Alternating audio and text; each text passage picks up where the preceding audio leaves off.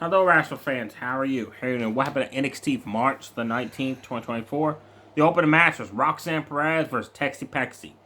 Battle rank. Roxanne Perez came running, drilled Pexy in the corner of her uppercut, then slammed her arm down, stomped on it, hot pox into STF submission for the quickest submission win, I think, yet on NXT history, because that match was over just like that. After the match, he continued to beat down a Pexy. Audie Valkyrie came running out with her arm in a sling and started attacking Roxanne Perez with chops and punches with her good arm. Then Roxanne Perez targeted the hurt arm and applied the STF submission. Rock's daughter came out, the general manager, referees. They separated to win them. And she announced a stand and deliver. Audie Valkyrie will be 100% hopefully to face Roxanne Perez with the NXT Women's Championship online. And Roxanne Perez had a new theme music because she's a heel now. Next up was Nathan Frazer and Axiom against two members of Drew Gulak's group, which I like the stipulation. You don't know who you face until the bell rings. The bell rang. All four guys, Gulak, Cap, Bones, and Dempsey jumped up with the ring apron. And then Drew Gulak and Cap jumped off. So it was Charlie Dempsey and Bones. Charlie Dempsey delivered uppercut to Axiom, tagged in Bones, and that was a mistake. Bones got his ass kicked, folks. Axiom sent him to the outside, delivered a DDT on the outside, ran back in, did a move over the ropes onto him, ran back in, delivered another move off the ropes onto him on the outside, rolled him back of the ring so Nathan Frazer come running out of the corner of a shooting star press on top of him. And then Nathan Frazer caught Charlie Dempsey trying to get in with a super kick, knocked him off the ring apron. Super kick Bones, bounced off the ropes. Bones caught him, power slammed him down. Then Axiom made the save. Broke up the pin. And then Axiom delivered a top rope Spanish fly onto Bones. And just as he's landed on that, off the opposite corner, way up in the air, Nathan Frazer came crashing down with a 450 Phoenix Splash for the 1-2-3. Nathan Frazer and Axiom won the match. I'm excited for this tag team. The guys see big things for that tag team in WWE. They go on to join the LWO's face team of Joaquin Walt and Del Toro. And their face are the winners of the next matchup later on the show, which was Tank. And the OC's Gallows and Anderson and a triple threat tag next week. With the winners of that match, I faced Braun Breaker and Baron Corbin for the tag team championships. After the match, the tag champs were shown backstage watching this match. They said, okay, if Axiom and Nathan Frazer win, we got a challenge. We got a fight. Then, Alpha Academy showed up, minus Chad Gable. So it's just Otis, Tozawa, and Maxine Dupree. And they basically talked their way into a match next week. They will face the tag team champions. It's non-title. But if they beat the champions, they're automatically added to the title match to stand deliver, making it a triple threat. So I'm one of them doing that to make up for them getting screwed out of the opportunity on Raw. And this is how we make up for it, but add them to the stand deliver match, which I'll be okay with, having a triple threat title match up there. Next up was Soruka. She took on Bronnery Reese. Soruka's been out injured for a year and a half. Bell rang. They exchanged headlock takedowns. Not very exciting. Soruka won the match with one hell of an awesome finisher. It was a quick match, but I love it. She jumped off the ropes and delivered a diamond cutter on the way down onto Reese for the 1-2-3. After the match, Blair Davenport attacked Soruka, beat her up, laid her out, and she's the one that injured her and took her out for a year and a half. Next up was the Heritage Cup. Roddy Osborne with Chase U at ringside took on Drew Gulak, Cap, Bones, and Dempsey. Drew Gulak was the one that was going to represent the group in this matchup, because the stipulation with them now is, again, you don't know who you're facing till match time, which I like. But I was like, it's Gulak, that's a big mistake, and it almost was. Round 1, Roddy Osborne mopped the floor of Gulak and won the first fall with a shooting star press off the top rope. The second fall, Gulak was getting his ass kicked. Osborne hit a jump up drop kick into a standing moonsault. Then he started just delivering moves after moves, and Gulak was getting butt kicked. But then Gulak did something smart. He ran an Irish whip Roddy Osborne into the ropes. Osborne came back, leapfrogged over Gulak. But when he leapfrogged, Gulak fell down, so he caught Osborne as he came down, rolled him up, and stole the count, stole the pinfall for the second fall. Then he risked disqualification by delivering one hell of a forearm shot, just floored Osborne. Round 3 happened during the commercial, nothing happened. Round 4, Osborne had a jump up hurricanrana. Then I lost count, a dozen pinfall attempts, one after the other. I gotta give props to Gulak. He kicked out every single one of those in a sequence. Then suddenly, JC Jade, Jasmine walked out. Thea Hill went after JC Jade. And then, as Duke Hudson and Adrian Chase was dealing with Thea Hill, holding her back away from JC Jade, Jasmine saw Riley Osborne attempting a superplex on Gulak off the top rope. She ran up and tripped Riley Osborne's feet out from under him, so Gulak landed on top of him. Gulak won the match and kept the Heritage Cup within his group.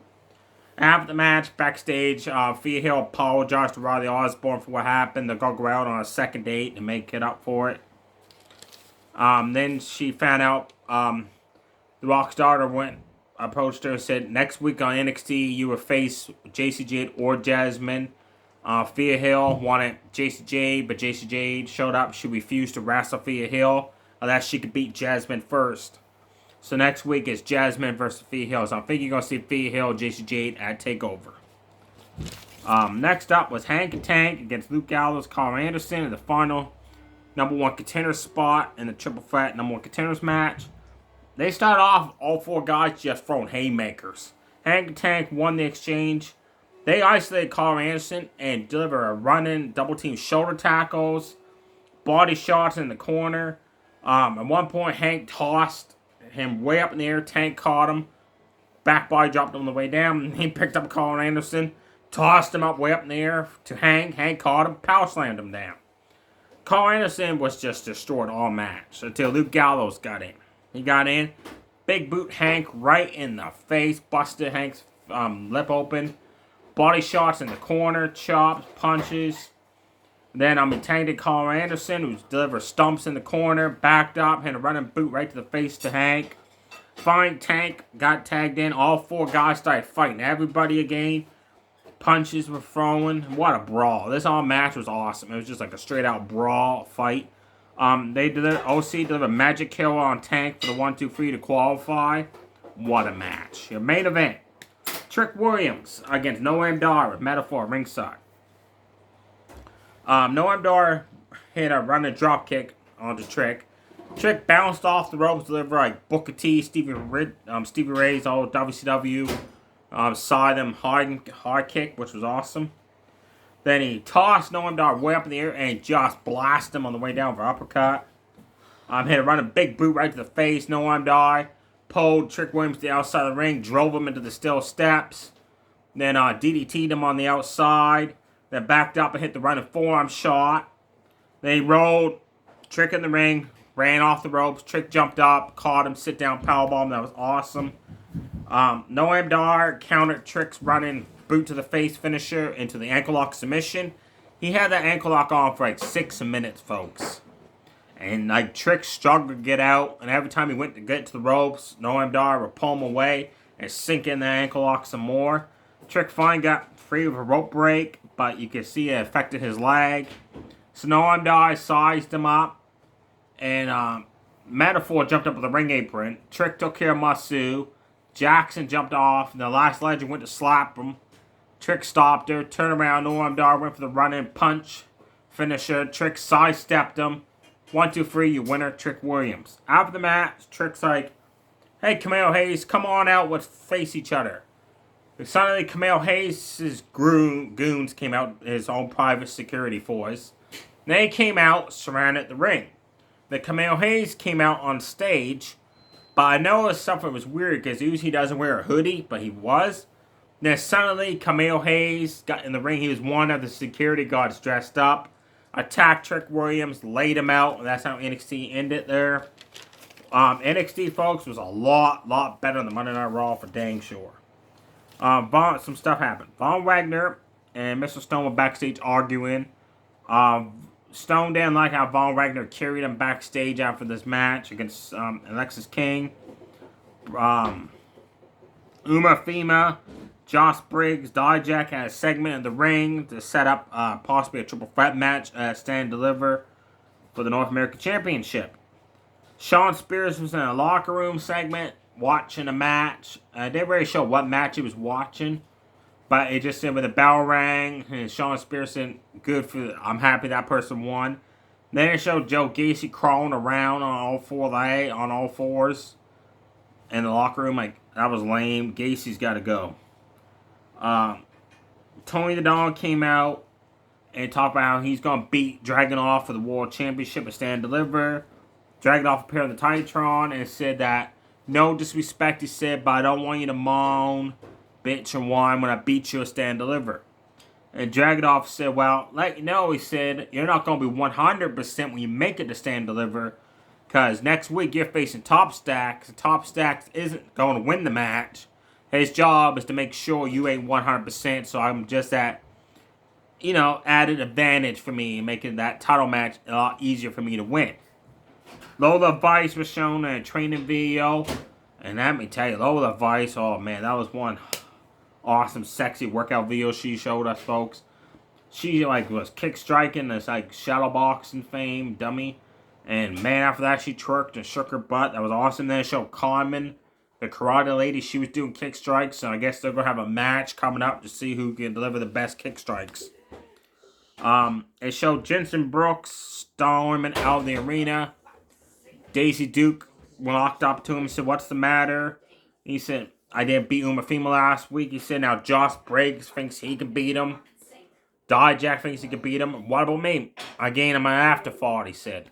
He said, "I didn't even want to break up the tag team, but you and Briggs wanted to go singles. I didn't want to, but I went along with it," he said. And then Jordan walked up to Daisy Duke and said, "Hey, I want some payback from Kaden James and Izzy Dane. You find out they're the ones that attacked her last week. So she's going to team up with Thea Hill." So Daisy Duke went to help her, and Jason Brooks, "See what I mean? We were talking, and all of a sudden you're going to go help your friend instead of helping me." So he stormed off, left the arena, drove off very fast in his car. Then it went to a camera angle where Kaden James and Izzy Dane were talking to JC Jade, Jasmine, and then Daisy Duke, and Jordan showed up and beat the crap out of Kaden James and Izzy Dane, then left. Next week on NXT, you have got a lot of matches. You got Otis Tozawa versus Braun Breaker, Baron Corbin. If they win, add it to the title match of Stand and Deliver. You got the LWO, Joaquin Wall and Del Toro versus Nathan Frazer and Axiom versus the OC of Carl Anderson and Luke Gallows. A triple threat win tag where the winners of that match will go on to challenge Braun Breaker and Baron Corbin for the NXT Championship. We got Lola Vice versus Carmen, Dragunov versus Top Stacks, Thea Hill versus Jasmine, which makes her in-ring singles debut. We've got Duke Hudson versus Josh Briggs, and Shawn Spears versus Dijak. That's 7 matches right there. So I'm thinking some of these matches may be fast. Now to Stand and Deliver, we got Dragunov and Tony the Don for the World Championship. We got Audrey Valkyrie and Roxanne for the Women's title. We got Braun Breaker and Corbin possibly defending the championship because 2 tag teams instead of 1. Umafima is going to be defending his North American Championship. The Rock's daughter announced that it's either going to be Duke Hudson, Josh Briggs, Shawn Spears, or Dijak. Apparently, whoever wins those 2 single matches will go on to Stand and Deliver, I guess, making it a triple threat, I guess. That's my understanding. And Trick versus Carmelo Hayes. So far, Stand and Deliver is looking to be a really good stacked up pay-per-view NXT is going to put on. There you have it, folks. Stay safe, everybody. Too so. We bye.